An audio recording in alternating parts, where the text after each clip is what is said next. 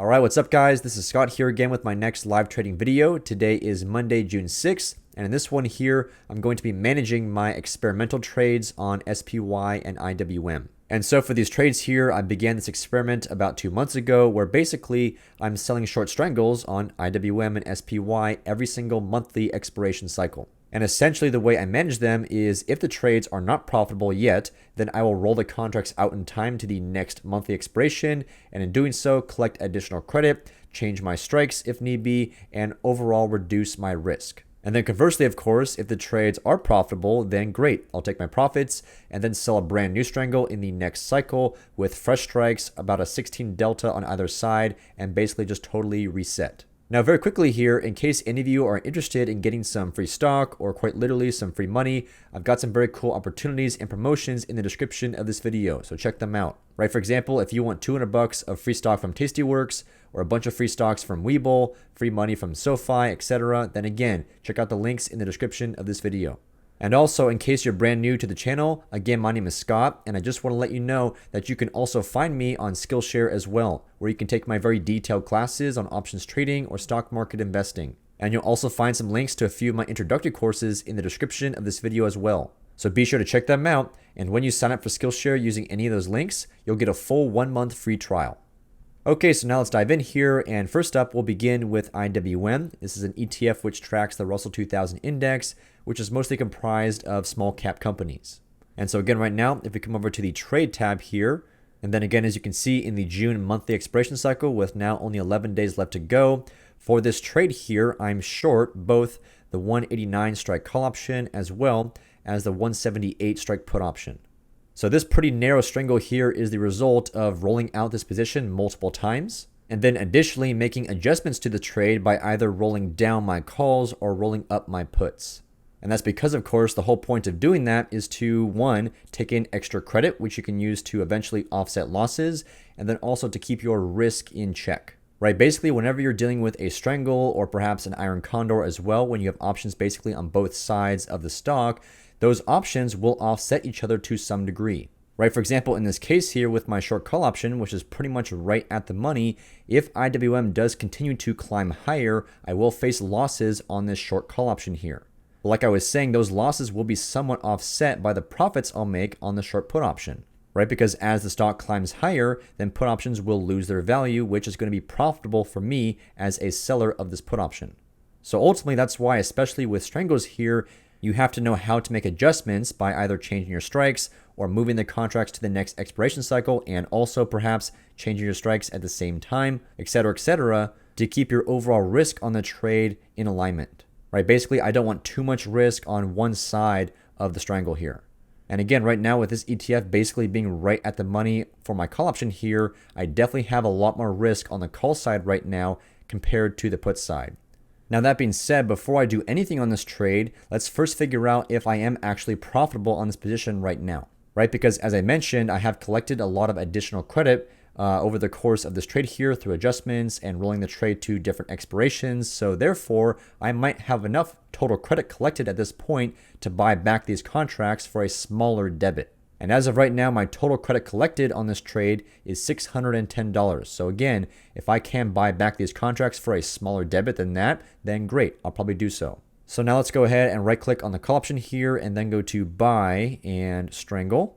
And here we go. This is my closing order to buy back both contracts of the 189 strike call option as well as the 178 strike put option. And look, right now, the total debit I would have to pay to buy back these contracts is about 450 bucks, which is still significantly less than the total credit I have on this trade.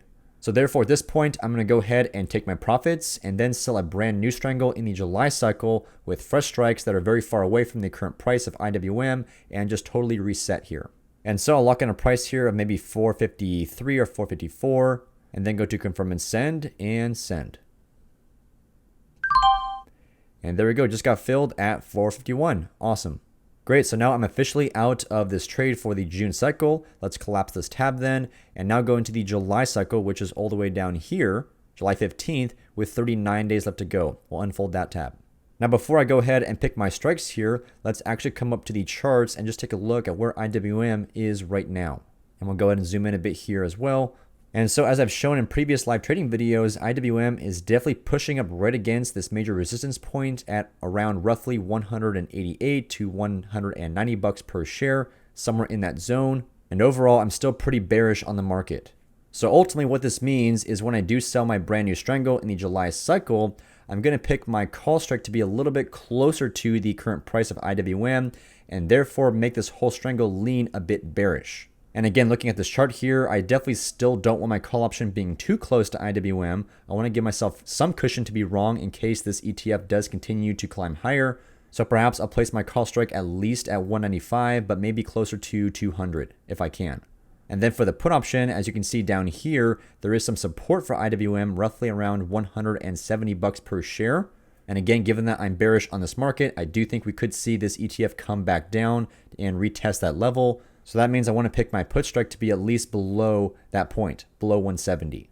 So now we'll come back to the trade tab here and take a look at the option chain once more. And so for starters here on the call side, let's first start off with the 200 strike call option with a 23 delta. And then on the put side, like I showed you, I want to be below at least 170. So perhaps I'll go to the 165 strike put option with only a 12 delta. And so the reason why this Strangle has a slight bearish bias to it is because the delta here on the put option is smaller than the delta on the call option, right? Because essentially this number corresponds roughly to how much the price of this option will move for a $1 change in the price of IWM. Right, so currently IWM is at about 188 bucks per share. So again, if this ETF goes up or down by $1, then roughly speaking, this call option should change in price by about $23. And specifically for a call option, if IWM goes up in price, then so will this call option by, again, 23 bucks. And then if IWM falls in price by $1, then this call option will fall also by about $23. And then for the put option here, similar concept, although the effect here is basically reversed. So if IWM increases by $1, then the price of this put option will fall by about $12. And then conversely, if IWM falls by $1, then this put option should increase by about $12. So ultimately here, if I am bearish on IWM and I have therefore created a bearish skewed Strangle, then let's assume that, for example, IWM does fall by $1, in which case I would lose 12 bucks on the put side here, right? Because again, this put option will increase by 12 bucks. And that's going to hurt me as a seller of this contract. But also at the same time, this call option will decrease in price by about $23. And that's a good thing for me as a seller of this call option. So essentially, I would make 23 bucks on the call option and lose only 12 bucks on the put option. So therefore, the combined effect is I still make 11 bucks in total, right? Just taking 23 here minus 12. So with that said, everything looks good here for this trade. So let's go ahead and make it official. I'll now right click on the call and then go to sell and strangle. And there you go. This is my order to sell the 200 strike call option alongside the 165 strike put option for a total credit of 317 bucks. And so perhaps I'll come down to maybe 315, try and get filled immediately here, go to confirm and send the order. And there we go. Just got filled at 317. Awesome. All right, so that takes care of my IWM Strangle. And now finally, let's take care of my SPY Strangle as well. So at this point, we'll come back to the top here and go to SPY. And then we'll go into the June expiration cycle here with only 11 days left to go. And then we'll scroll down a bit here. And there you go. As you can see here for this position, I'm short a in the money contract with a 410 strike. This is a call option here. And then for the put side, I'm short the 390 strike put. So once again, this trade is also the result of rolling it out to different expiration cycles a few times and also making adjustments by either moving down my call strike or moving up my put strike to, again, collect additional credit and keep my risk in check. And just to clarify here, when I say keep my risk in check, I'm specifically referring to my deltas on the overall trade, right? Because now in this case here with my call option, the delta is 64 and the delta on my put option is only 11. So the combined effect here is 64 minus 11, which is 53. And therefore, if SPY moves higher by $1 more, I'm going to lose about 53 bucks on the overall position. And moreover, the higher SPY continues to move from here, the larger my delta on the call option will become. And also the smaller the delta on the put option will get as well. So therefore, the combined effect is I'll lose more and more money. My losses will basically accelerate the higher SPY goes. And so that issue in particular is specifically what I'm trying to avoid when I make adjustments to my trades here to keep my risk or my deltas in check. right? Because once your delta on one side of a strangle gets too high, your losses can really start to get out of control. But once again, before I do anything on this trade here, let's see if potentially I'm still profitable on it at all. So now I'll right click on my call option here and then go to buy and strangle. And so there you go. This is the order to buy back both of these contracts here. And the total debit I would have to pay is just shy of $1,200. And right now my total credit on this position is only about 992.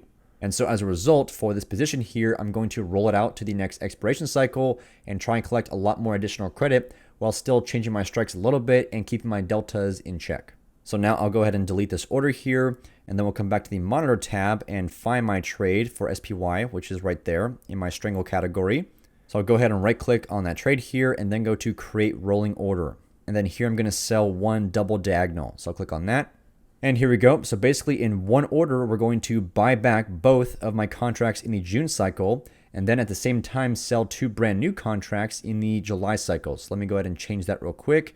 Again, the July monthly cycle is July 15th, which is right there. And so right now, if I were to keep my strikes exactly the same in the new July cycle here, then I could collect an additional $828 of credit, which is a lot.